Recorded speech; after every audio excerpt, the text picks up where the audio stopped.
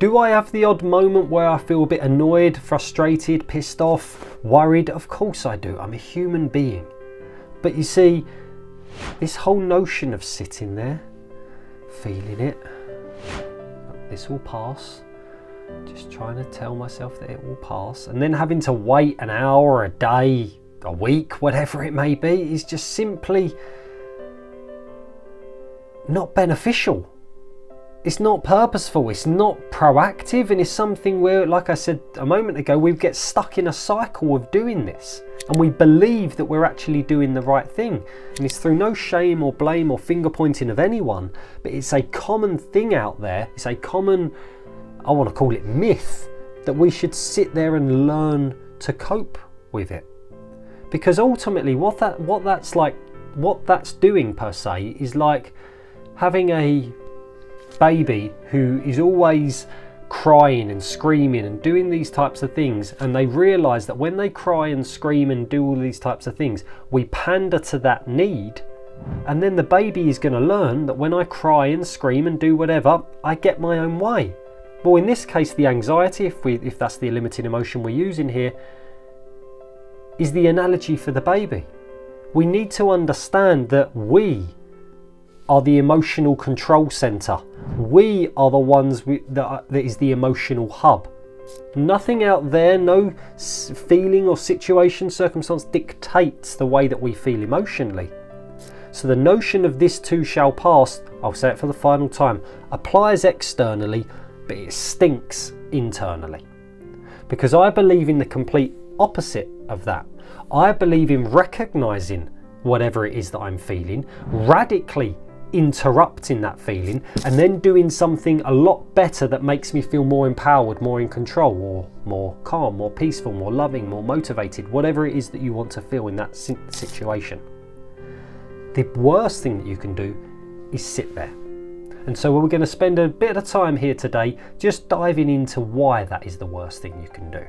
Because this also leads into the notion of what exposure therapy is. And many people have done exposure therapy, and many people have gone down the route of exposure therapy. And for some people, they get some benefits from it. But let me tell you a little bit of the science behind the scenes. If I am extremely worried, fearful, anxious about speaking on stage, let's say, exposure therapy would lead me to believe that, the more that I do it, and the more that I can cope with that, and the more that I, put myself in that situation, the more I'm going to become more accustomed to it.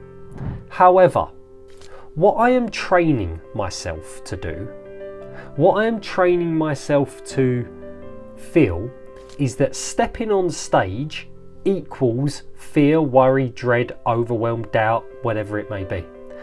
And that becomes a neurological pattern that becomes wired within us. The same way that the baby cries for attention, it becomes a neurological pattern wired within the baby that when I kick off, I get attention. When I step on stage, I feel anxious. When I leave the house, I feel anxious. This is why exposure therapy sometimes misses a trick with it. What it also trains us, is part of this podcast, the worst thing that we can do is to sit there and go, I need to go and perform X, and I might feel a certain way, but I'm not going to do anything about it. I'm just going to push through and try and do that, because that's like trying to mentally push through something. Well, that's fine, but anxiety or whatever emotion it is, it's an emotional trait. It's deeper within us. So I can mentally push through as much as I want. It doesn't mean that emotionally I'm going to create a shift. And so when we sit there and do nothing, what we're essentially training ourselves to do is to say, and this is the neuroassociation behind all of this, is that when this feeling comes on, it then dictates how I operate. It then dictates the way in which I feel.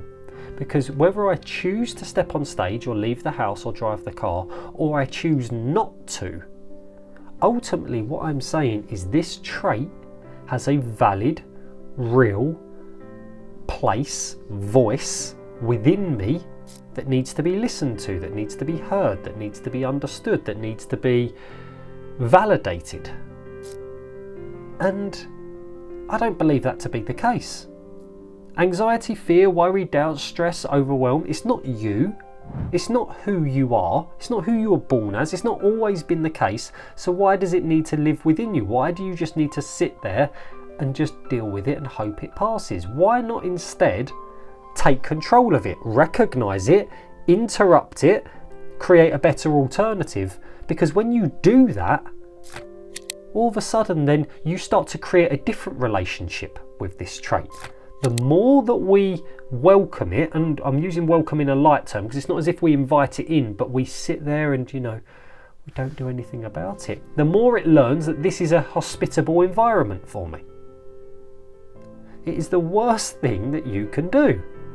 Let me give you another analogy so you can see this. Some of you listening to this, you live in a flat, or you live in an apartment, or you live in a house or a mansion, or wherever you live. Question: do you go out each day and leave your door wide open? Do you do that? Right.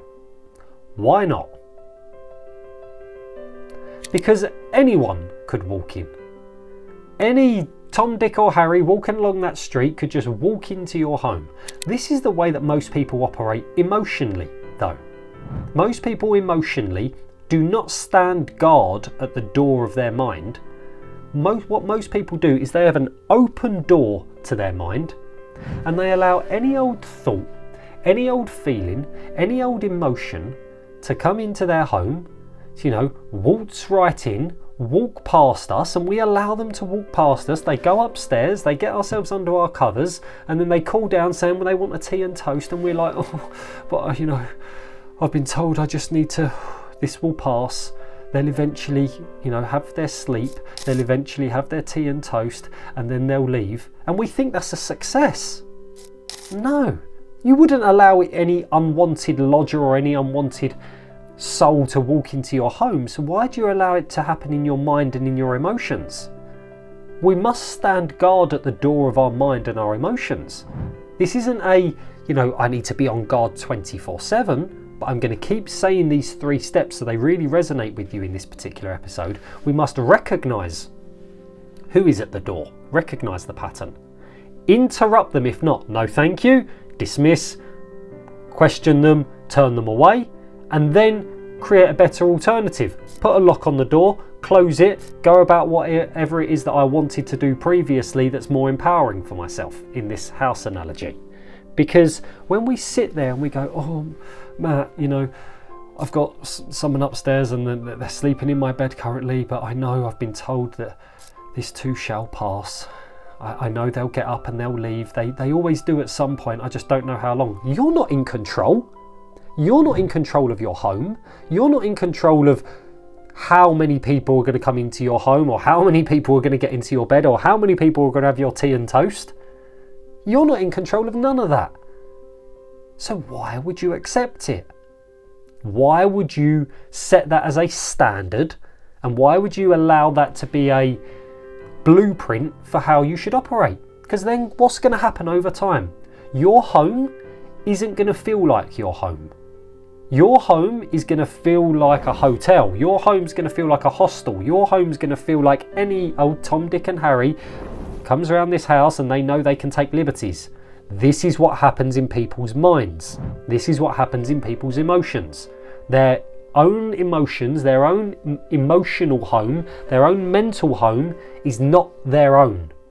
It belongs to the ether. It belongs to the circumstance or the event or the person, or stepping on the stage or driving the car or stepping outside. And then they think that, oh God, no, this too shall pass, so let me just not do anything about it and wait. No, I'm in a constant reactive process that way. I'm in a constant reactive process to everything that happens out there. Instead, this is what I'm going to do. Instead, I'm going to put a bolt on my door. I'm going to put a sign outside that say no visitors welcome. Maybe a bit of a loner. No visitors welcome. Please check with me before arriving. And I'm going to make it very, very clear that anyone who comes into my home are the ones that I wish to welcome. And if any unwanted lodgers turn up, in no uncertain terms, I'm going to let them know that they are not welcome here. This isn't the home for them. Make sure you tell your friends, because the next time you turn up, there's going to be more consequences. And guess what? Word is going to spread very, very, very quickly that this is not the home you arrived to. Now, I'm not talking about my physical home. Hopefully you understand. I'm talking about my mental and emotional home, although maybe physical as well. So you see, when it comes to this, we need to learn the art of recognising the pattern, recognising who's turning up at our emotional home, interrupting it, maybe being a little bit more, depending on what works for you. Maybe it's being a little bit sterner, maybe it's being a little bit more direct, maybe it's being a little bit more calmer, but authoritative over the situation. Maybe it's a case of understanding that, you know what, I need to put a few things in place, but ultimately interrupting that flow of that person who's turning up, and then, right, turn them away, let me do something more empowering. Let me do something that actually uplifts me, makes me feel energized, makes me feel even more in control. Because the alternative is, I recognize this happening, but I don't do anything to interrupt it. Then I start to feel anxious and worried and fretful. By this time, I'm not going to do anything that's a better option for me, because I know that this too shall pass at some point. I don't know when, Matt, if I'm honest with you. Hopefully it will be a couple of hours. You know, based on experience, sometimes this will go before the end of the day. And it's like, no, this isn't no life. This isn't no experience that you want to have. This is why I say it's the worst thing that we can do. Because I'm giving you this from an analogy, metaphorical perspective, but also, like I said to you before, the science behind it is the neuro association, is that uncomfortable situations, uncomfortable circumstances promotes uneasiness within me. And the moment I feel that uneasy, okay, let me just sit with it, because that's what I've been told, that's what I've been taught, that's what I've seen. That is not what we want. And not because I say so, not because I'm judge and juror, because I imagine that's why you're listening to my voice right now.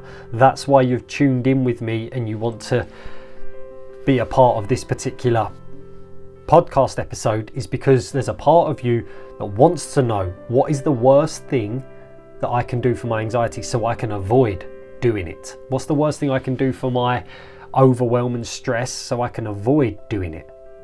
You see, ultimately, this is about taking what I call control. But most people are so busy grappling with control out there. They think that their anxiety is going to be solved by dictating that person or that circumstance or whatever it may be. But their internal mechanism is like, I can try and deal with as many teas and toasts and try and help as many people who are in this emotional home as I can and try and control that, or I can deal with it at source. Dealing with it at source just goes, right, you know what? Whoever comes into my emotional home is because I've allowed them to. I've chose them to. Not because they've just waltzed in because there's a door open. You know, anyone can just walk in. And so the next time you find yourself in a situation where, you know, I'm just going to sit here and let it pass, I want you to think, would I allow this for my home? Would I allow this for my physical home? Because if you wouldn't allow it for your physical home, don't allow it for your emotional home. And what you can do instead is this process of what I call interrupting the pattern. Interrupting the pattern. And you see, when you interrupt any pattern in life, when you interrupt the pattern of, you know, a small baby who might be crying for attention, or when you interrupt the pattern of an emotional trait that is trying to infiltrate, or when you interrupt the pattern of someone who you feel like's being rude to you for whatever reason. In any of these analogies, there's 3 core things that need to be in place for you to effectively interrupt. Because if I go to that baby, come on little baby, would you like to stop? Would you like to stop crying and so I can give you attention in a better way? It's never going to get through to the baby. It's never going to get through. It's never going to get through to the emotional trait, and it's never going to get through to the rude person who might be talking to me in that way. The way that is, and this will be personal to how you choose to show these 3, is through an element of certainty, direction, and authority. I recommend you write them down. You'll interrupt the pattern. Once you've recognised what you don't like, once you've recognised the feeling or the emotion or the situation that's cropping up, that's making you feel a certain way, you'll interrupt it through certainty, through direction, and through authority. Now, that doesn't mean being aggressive, that doesn't mean being loud, that doesn't mean being overtly over the top about something, but that's an energy.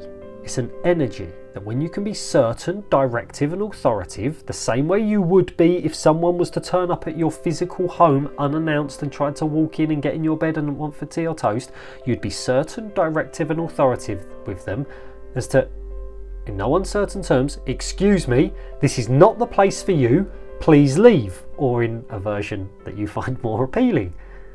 And when you do that, you will then create space in your brain to create a better alternative and go, right, instead I'm going to focus on this area of my life. Instead I'm going to do this thing that makes me feel empowered. Instead, you know what, when I step on stage, I want to feel more confident. So what's Matt said about my posture? What's Matt said before about focusing on what I can control or how I can put myself in a better place? When you do that, you will begin to neurally associate in a completely different way. You'll begin to interrupt the pattern on a deeper level. All of a sudden, you'll start to notice that these Tom, Dick and Harrys, they don't show up as much anymore. The worst thing that you can do is sit there and do nothing and think that you're making progress by just learning to cope with it. I can understand why potentially this might have been said in the past, because they think there's a certain mental understanding that we can mentally say, yeah, I can cope. But the emotional depth of it is that we are training this pattern to say, you know what, show up as much as you want and you'll be left unattended. Show up as much as you want and you'll be left unattended. Now, when I work with my clients, there's a certain element that, you know, the law of familiarity says anything you end up spending enough time around, you start to become a little bit immune and take for granted. I understand that. But like with the practices that I do with my clients, I also show them how to radically interrupt a pattern. Why? Because when it comes to the way that we feel internally, this isn't something that's up for negotiation. And if you are willing to negotiate, then I hope you've got a good toaster. I hope you've got a lot of water in the kettle, because you'll be making a hell of a lot of it. Because believe you me, every situation, circumstance, person, event out there, they all want a slice of your emotions. They all want to waltz into your home and they all want a slice of your toast. So,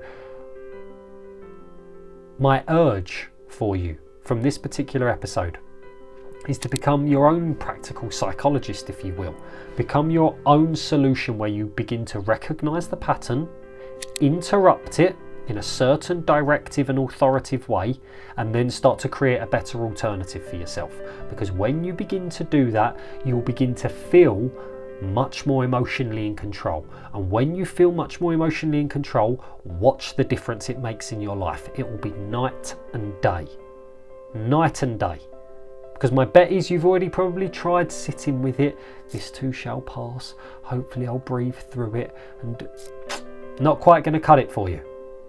Not quite going to cut it. Never has done, never will do. This is where we want to create some shifts. So my action step for you is simply that. Go and put it into play. Don't sit there with it. Don't grin and bear it. I understand that you might be facing some circumstances or some situations in your life currently that are challenging. Like I said, I use that saying for them particular moments. Does it mean though that because I'm facing that challenge, I have to be anxious about it? No. I can be loving, compassionate, aware, calm, appreciative, confident, driven about finding a solution to that challenge. I don't have to be anxious about that challenge. That's a choice. Externally, the saying works. Internally, it stinks.